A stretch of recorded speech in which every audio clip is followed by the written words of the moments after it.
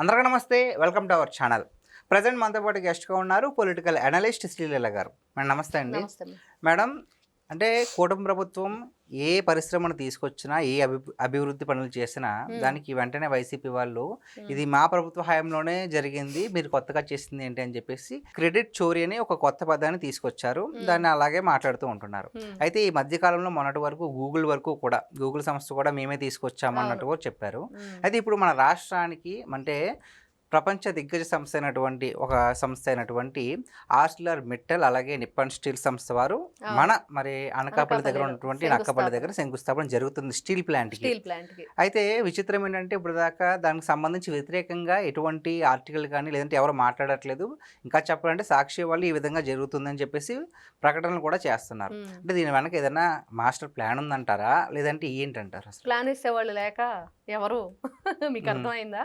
మీరు master plan అంటున్నారు కదా, అదే స్క్రిప్ట్ ఏదైతే దానికి వ్యతిరేకంగా మా జగన్ అనేది తెచ్చాడు అనేది రాయటానికి స్క్రిప్ట్ అందించేవాళ్ళు లేరు. ఎందుకు లేరు అంటారా?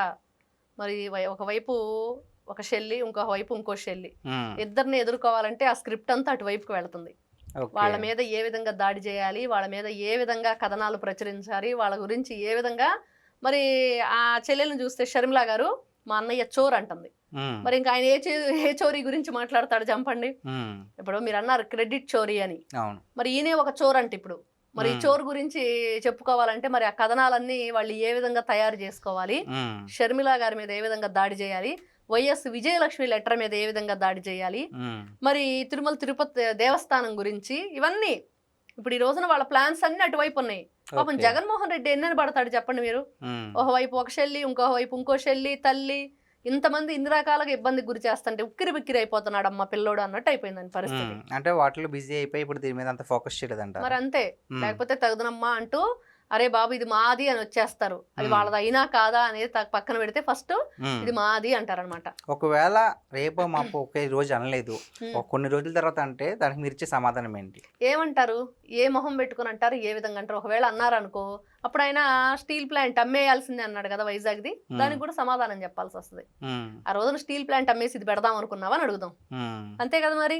వైజాగ్ స్టీల్ ప్లాంట్ అమ్మేసి అనకాపల్లిలో స్టీల్ ప్లాంట్ పెడదాం అనుకున్నావా? అప్పుడు ఏం సమాధానం చెప్తాడో చూద్దాం. ఆయనే కదా చాలా, ఒకటి కాదు రెండు కాదు, దేన్ని వదిలిపెట్టల రాష్ట్రంలో వైఎస్ జగన్మోహన్ రెడ్డి గారు. ఆ రోజున ప్రజావేదిక కూల్చిన దగ్గర నుండి రాష్ట్రాన్ని సర్వనాశనం చేసేసాడు అనమాట. కూల్చడంతో ఎవడైనా ప్రారంభం చేస్తాడా పరిపాలనని అంటే ఈయన చేశాడు.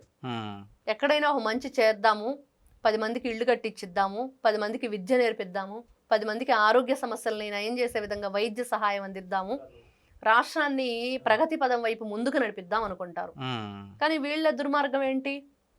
ఎవడు టీడీపీ వాడో వాడి పంట పొలాలు నాశనం చేయాలి, ఎవడు టీడీపీ వాడో వాడిని గొంతు కోసేయాలి. జై చంద్రబాబు అంటే నడి రోడ్డు మీద పట్టపగల చంద్రయ్య గొంతు ఏ విధంగా కోసారో మనం చూసాం. అలాంటి నీచమైన సంస్కృతి కలిగిన వీళ్ళు ఈ రోజున ఇంత గొప్ప గొప్ప కంపెనీలు తీసుకొస్తారు, వాటి శంకుస్థాపనలు చేస్తారు. మరి ప్రజల అభివృద్ధి కోసం వీళ్ళు పాటుపడతారంటే ఎవరైనా నమ్ముతారా? ఒక మద్యానికి బానిసగా చేసి ప్రశ్నించే తత్వాన్ని చేయాలని చెప్పి చూసిన జగన్మోహన్ రెడ్డి ప్రజల గొంతు కోసం ఎదురు చూస్తాడా? వాళ్ళ అభివృద్ధి కోసం ఎదురు చూస్తాడా? వాళ్ళ అభ్యున్నతి కోసం ఎదురు చూస్తాడా? ఎవరు చూడరు. అట్లాంటి మనస్తత్వమే వాళ్ళలో లేదు వైఎస్ఆర్సీపీ పార్టీ వాళ్ళు. ఈ రోజు కూడా తగుదనమ్మా అంటూ ఆ చిట్టిమల్ల రాచమల్ల ఎవరైనా ఆయన ఇప్పుడు కూడా జగన్మోహన్ రెడ్డి పాట పాడుతున్నాడు, కొడాలి నాని జగన్మోహన్ రెడ్డి పాట పాడుతున్నాడు, ఒక భూమన కరుణాకర్ రెడ్డి, ఒక పేరుని నానినా, ఈ విధంగా చెప్పుకుంటూ వెళ్తే వీళ్ళందరూ రోజా గురించి చెప్పుకోవాలంటే అబ్బో చాలా ఉంది చరిత్ర. ఆవిడ తగ అసలు ఏదేదో మాట్లాడేస్తుంది.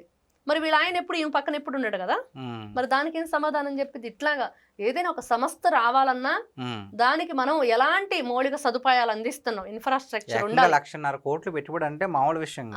మరి ఎంత గొప్పగా వాళ్ళు రావటానికి మనం ఇక్కడ సదుపాయాలు సౌకర్యాలు వాళ్ళకు ఒక భరోసాని ఇస్తున్నారు.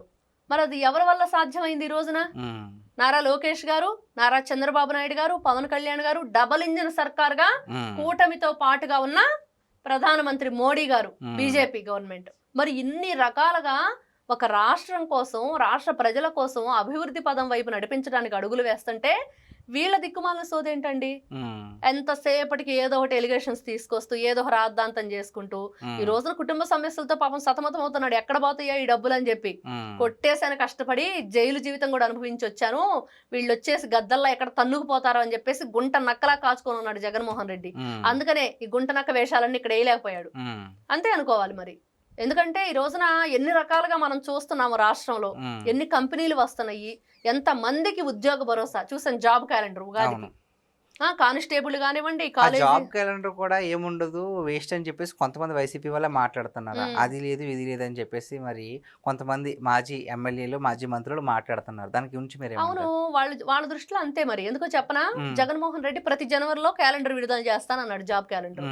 ఏం చేశాడు? సాక్షి క్యాలెండర్ రిలీజ్ చేశాడు. మరి అదే అనుకుంటున్నారు, వాళ్ళకి తెలియదు ఏదైనా ఒక పని చేసన్నా ఉండాలి, చూసన్నా ఉండాలి అని. ఒక మంచి చెయ్యాలంటే ఆలోచన కూడా బాగుండాలి. మంచి ఆలోచనలతో ఉంటేనే కదా. మరి వైసీపీ ఎమ్మెల్యేలకు, వాళ్ళ ఎమ్మెల్సీలకు వాళ్ళకేం తెలుసు? మన ఇంటి డ్రైవర్ నరికేసి డోర్ డెలివరీ ఇయటం తెలుసు, బాబాయిని గొడ్డలతో వేసేయటం తెలుసు, లేకపోతే ఇంటికి వచ్చిన పని అమ్మాయి మీద ఇలాగ అఘాయిత్యాలకు పాల్పట్టడం తెలుసు. మరి ఇవైతే వాళ్ళకి తెలుస్తాయి. జాబ్ క్యాలెండర్ గురించి ఎలా తెలుస్తుంది? వాళ్ళ అన్న ఎప్పుడన్నా జాబులు ఇచ్చాడా జగన్మోహన్ రెడ్డి? చెల్లెల్నే పాపం చెల్లెలు పోస్టులోంచి ఊస్టింగ్ చేశాడు. కాబట్టి వీళ్ళు అర్హత లేని వ్యక్తులు, వీళ్ళకి మాట్లాడటానికి కూడా వాళ్ళ దగ్గర అంత నాలెడ్జ్ లేని వ్యక్తులు. కాబట్టి ఇంత గొప్ప సంస్థలు మనకు వస్తున్నాయి అంటే ఆ కృషి ఎవరిది అనేది ఆలోచించగలగాలి. ఈ రోజున ఇన్ని వేల మందికి మనం చూసాం ఉద్యోగ కానిస్టేబుల్ అందరూ. ఎన్ని వేల మంది అండి ఆ రోజున? దాదాపుగా తల్లిదండ్రులతో పాటుగా ఏర్పాట్లు చేయించి వాళ్ళకి ఫ్రీ బస్ అరేంజ్ చేసేసి, బస్సెస్ మీరు ఖచ్చితంగా ఫ్యామిలీతో రండి, మీకు వచ్చిన ఈ అవకాశాన్ని మీ తల్లిదండ్రులు కళ్ళారా చూస్తేనే కదా వాళ్ళు ఇన్నాళ్ళు పడిన కష్టానికి ఒక అర్థం ఉంటుంది. అంత గొప్పగా చేస్తే వీళ్ళ మొహం వీళ్ళకేం తెలుస్తుంది? సాక్షి క్యాలెండర్ అనుకోని ఉంటారు నాకు తెలిసి. జగన్మోహన్ రెడ్డి ఎదురుగా ఇవ్వలేదు కదా, అందుకనే చంద్రబాబు నాయుడు కూటమి ప్రభుత్వం కూడా అంతేలే, మేమేమి ఇచ్చాం కనుక వాళ్ళు ఇవ్వటానికి అనుకుంటున్నారేమో. మీకు ఇది ఇవ్వటం చేత కాదు. మీ జగన్మోహన్ రెడ్డికి స్క్రిప్ట్ చూసి కూడా చదవటం చేత, కానీ మీ జగన్ అన్న ఏం చేయగలుగుతాడు? ఏం చేస్తారు మీరు? ఏం చెయ్యలేరు. ఇది వాస్తవం. 2029 కాదు, 39 కాదు, 49 కాదు, ఏదైతే 2047 ఒక విజనరీతో ముందుకు వెళుతున్నారో అది ఖచ్చితంగా జరిగి తీరుతుంది. ఆంధ్ర రాష్ట్ర పౌరులుగా జరిపించే బాధ్యత మేమందరం తీసుకుంటాం. ఎందుకంటే ఇది పిల్లల భవిష్యత్తు, భావి తరాలకు మేము ఇచ్చాం, ఏమి ఇచ్చాం అనేదే మనకు ముఖ్యం. కాబట్టి ఇక్కడ ఏంటంటే ప్రాంతాల, కులాల, మతాల, పార్టీల ఇవన్నీ పక్కన పెడితే మనకేం కావాలి? మన పిల్లల భవిష్యత్తు కావాలి. అది ఏ విధంగా, ఎవరి ద్వారా ముందుకు తీసుకెళ్ళగలుగుతారు, ఎవరు ఆ ధైర్యాన్ని ఇస్తారు, ఎవరు అంత గొప్పగా తీర్చిదిద్దుతారు అనే వాళ్ళని ఎంచుకుంటాం. రపరప వేసేస్తాం, రక్తంతో హోళీ చేస్తాం అనే వాళ్ళని బొట్టు పెట్టి తీసుకొచ్చి పట్టాభిషేకం చేస్తారు ఎవరైనా.